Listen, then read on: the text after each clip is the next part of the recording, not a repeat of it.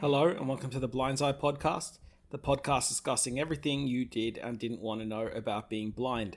My name is Connor, and this week I thought I would talk about music because music is a big part of my life, not only listening but playing and learning, and I studied music for a while and I have gotten a question about it, and I often do get questions related to it, so I thought it would be good to explore how that works, how you read music, how I learned, and what my kind of pathway or journey or whatever was to getting into music and studying it, and all the kind of stuff in between. Usual disclaimer, this will be different for everyone who's blind or low vision. So when it comes to playing music, I kind of just stumbled into it. I was 12 when my vision went, as I said last week, and around about the same time I kind of got interested in drumming, and I don't really know exactly how I got interested in drumming, but it was around about the same time as Lifestyles of the Rich and Famous song was really popular, and I loved the intro to that and the drum beat to that. And from memory, I think that kind of interested me in, that would be really cool to learn how to play that. And around about the same time, my high school had obviously a music class, and somebody came up with the idea that maybe I could go and learn some beats from people in the class or the music teacher or something like that. And yeah, that's kind of how it started. I was never really interested in any other instruments. I was never interested in guitars. You know, often people assume maybe because of Stevie Wonder or Ray Charles that if you're blind, you'll play the piano, or the piano is easier to play. But I didn't find that, and I haven't really heard that from anybody else who happens to be blind or low vision. So for me, yeah, they set me up with a drum kit. Funnily enough, they set me up with a right-handed drum kit instead of a left, even though I'm a lefty.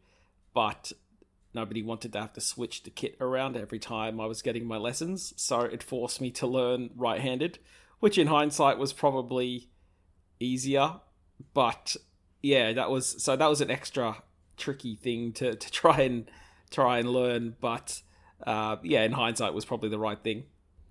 So anyway, I was learning a bit of that. I was, at that age where I was getting into music, as an early teenager or whatever.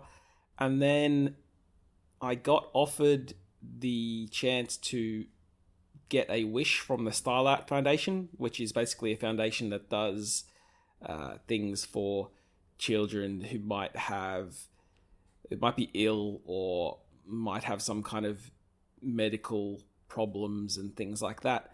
And they asked me, would I like a wish? And everything I asked for, they said, oh, look, we can't do that. I think I asked to, go to England and meet the Liverpool soccer players or something, and their insurance wouldn't cover it. So then I just said as an afterthought, oh, well, maybe a drum kit. And they got me a drum kit. And I still have that drum kit, 18 years later. Basically from that, then I just fell in love with it. I loved the fact that when I was behind the drums, I was just an equal member. So there wasn't really anything different about me. As long as you could hit things and play a beat, it was a level playing field with anybody else. And yeah, I really, really loved that side of things, and it was very kind of empowering, and it was also just a really neat thing to bury myself in. Basically from there I just taught myself. So from about the age of 12 till I was 18, it was just me listening to CDs or things like that. I mean, the internet was around, but YouTube had only just started. I don't even think I had particularly good internet at the time, so I wasn't able to listen to, anything online or things like that. So I just would put on CDs as loud as possible and, right next to the drum kit and play along and try and follow the beat or work out what each drummer was playing, basically. And I mean, for anyone who got into music or playing an instrument, that's basically, I think, how everybody learns. It's not anything particularly unique to me or unique to the fact that I can't see or anything like that. That's just how you start, because you just want to get into it and you find a way when you don't have any better resources. So anyway, when it came to the end of high school, I wasn't really interested in anything else. I didn't really know what I could do with my life. I hadn't really gotten to that stage yet where I was accepting of the fact that I couldn't see. I thought my limits or ambitions were very... how shall I say that again?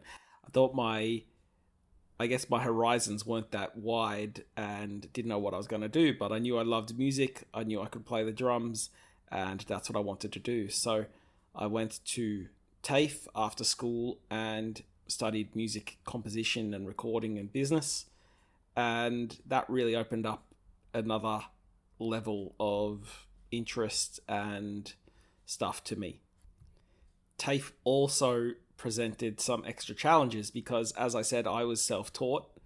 And once I got to TAFE, I realized that a lot of what I taught myself wasn't actually what would be taught to you by people who are actually drum teachers. And especially, like, I was playing punk music and stuff like that. So a lot of people in that world and a lot of musicians in that world are self-taught. They just play what they play, and they don't really care about being virtuosos or particularly accurate or whatever. They just play, and if it sounds good, then that's what works. So that was kind of my mentality. And when I went to TAFE, I realized that that wasn't going to be enough there. And so I had to kind of relearn in a proper way how to play and get my technique right. The trouble being that I can't watch somebody else and their technique, so it would have been a lot easier if I was able to just stand behind somebody playing and say, oh, that's how their wrists are moving, or that's how they're holding their shoulders and things like that. So it took me quite a while to get the gist of what it is that I needed to try and replicate. The other thing that happened, which is a question I got asked this week by Mike, if you're listening, was how does it work with reading music or Braille, or is there Braille music and stuff like that? Now, there is a Braille form of music. I have no idea how it works.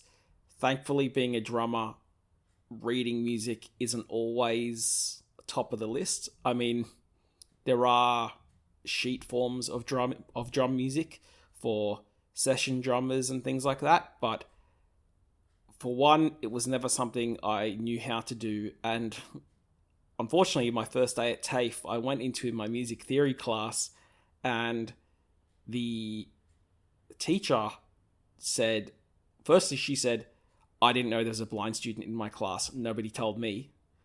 So that was nice. And she also said, I don't know how I'm going to teach you anything, because she had never taught a blind student. And at that point, I didn't realize that music theory could be done if you couldn't see. So I was kind of just going off what other people were telling me, and she being a music theory teacher, I just assumed, well, if she doesn't know that there's a way I can do it, then maybe there's no way that I can do it. So unfortunately, that happened a few times where I was kind of hindered by who I came in contact with. Just like in high school, I was told Braille was going to die out and not to learn Braille, so I didn't.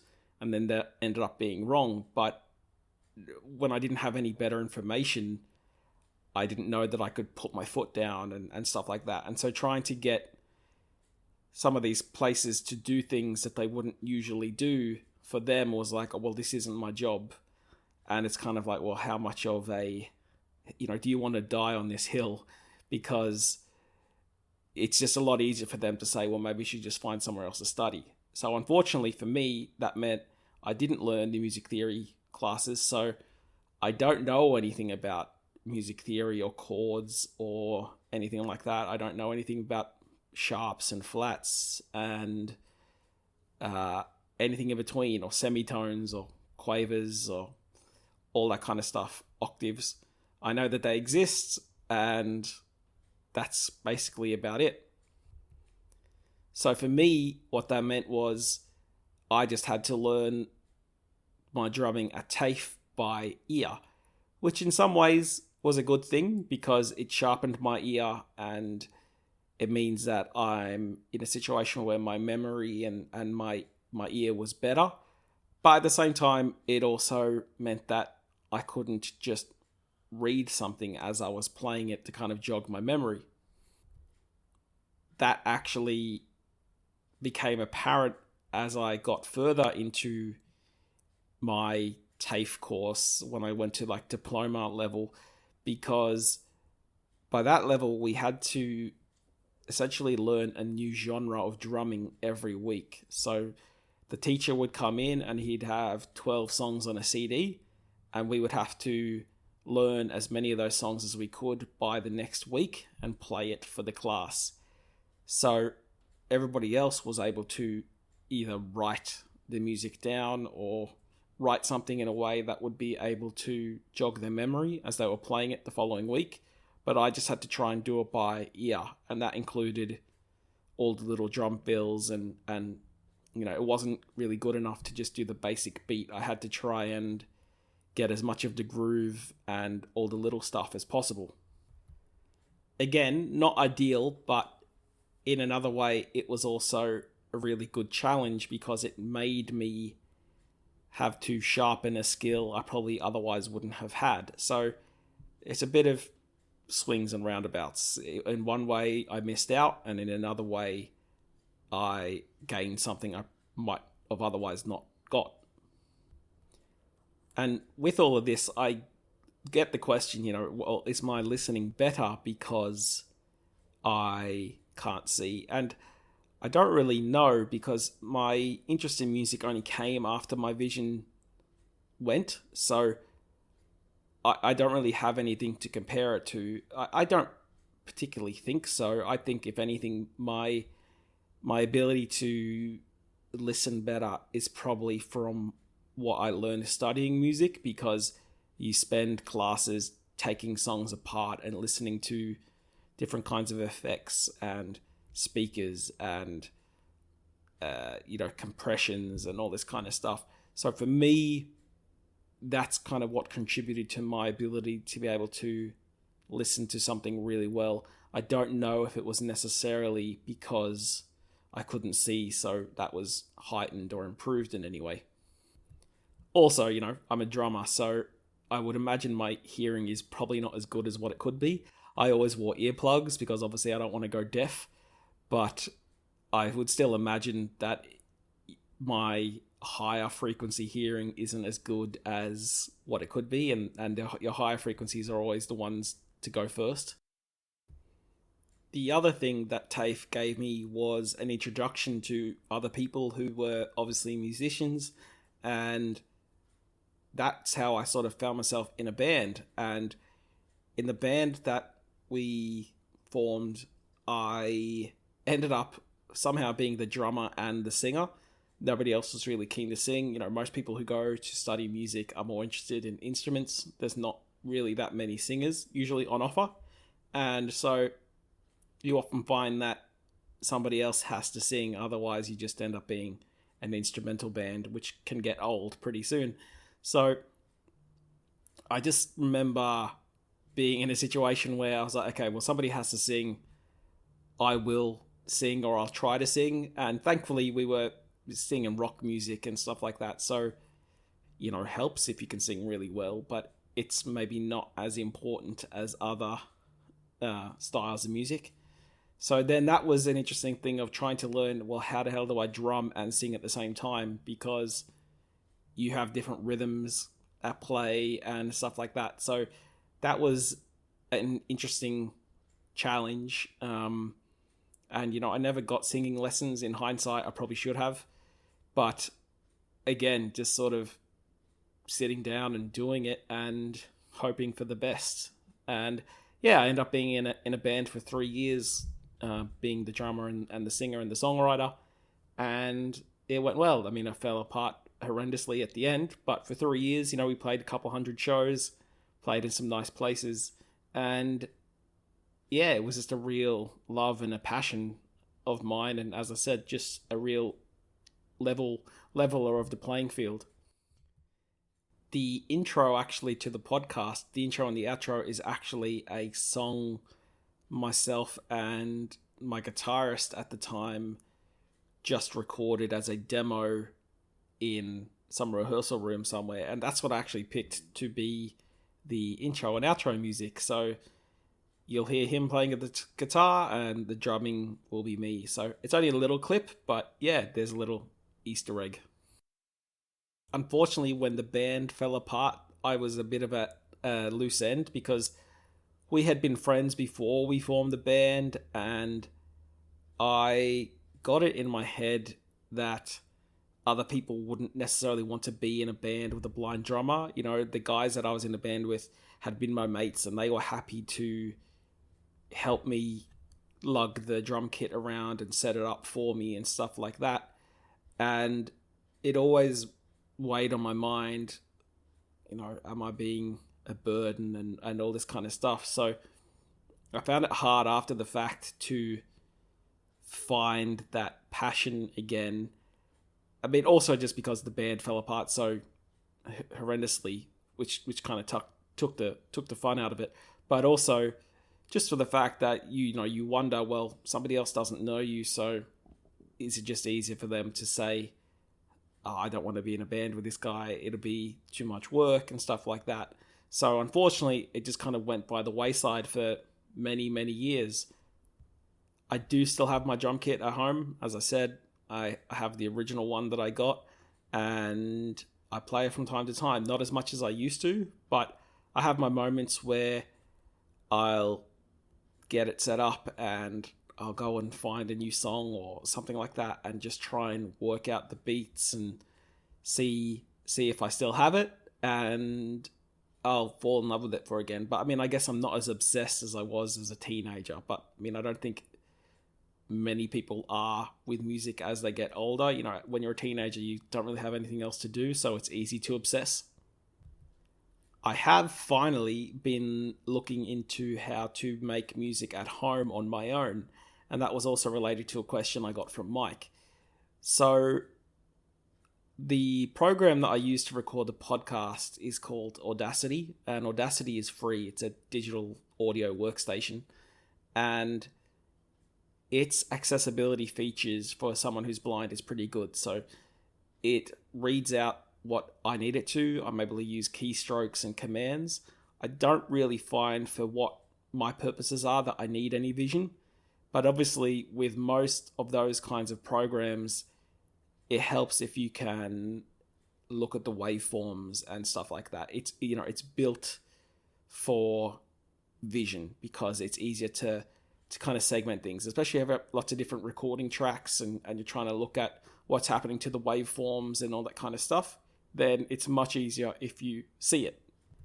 I have, however, recently found several other programs that are more compatible with the talking program that I use, and that some plugins have been made to make it more accessible for somebody who can't see, so that you can just use keystrokes to create. And I'm actually in the process of setting up a keyboard. It's a MIDI keyboard, which basically just means it's like a standardized version of triggering certain sounds. And what it means is that with this keyboard, I could play in drum beats into my computer or guitars or things like that, and I'd be able to do it all myself. I wouldn't need band members, I wouldn't need somebody else. And a lot of people nowadays use this, but there was always an element of it that you had to have vision and all this kind of stuff to actually use it, or use it in any particularly good way apart from the basics. But I found that some of these programs actually do work now, but I've also found a particular keyboard that actually speaks aloud what's happening. So similarly to my phone or my computer, when I'm hitting the different program buttons on top of the keyboard, not actual keys themselves, but the different buttons for the different settings or instruments, it will actually tell me what it is that I'm pressing or moving to. So I'm not just blindly hitting buttons and hoping for the right thing, because there is quite a lot that you can choose from. So that's kind of my next step, is to get that set up at home, and then hopefully I'll be able to get going again, making music and just falling in love with it all over again. Because yeah, it's just a really good, it's a good therapy. It's a creative outlet. I miss it. It was a really big part of my life for a long time. It was something that I wanted to do as a career. So it was hard when it sort of slipped away and I lost the love of it for a while. But now it kind of lit a fire under my ass again, and I'm excited to get back into it. So, yeah, look, that's basically the breakdown. I hope that was informative and interesting. So, if you want to get in touch with the show, you can email blindseyepodcast@gmail.com. That's BLINDSEYE podcast@gmail.com. You can tweet the show @blindseyepod. And you can find the show on Facebook if you just search for Blindseye Podcast. And I will be back with a new topic next week. Cheers.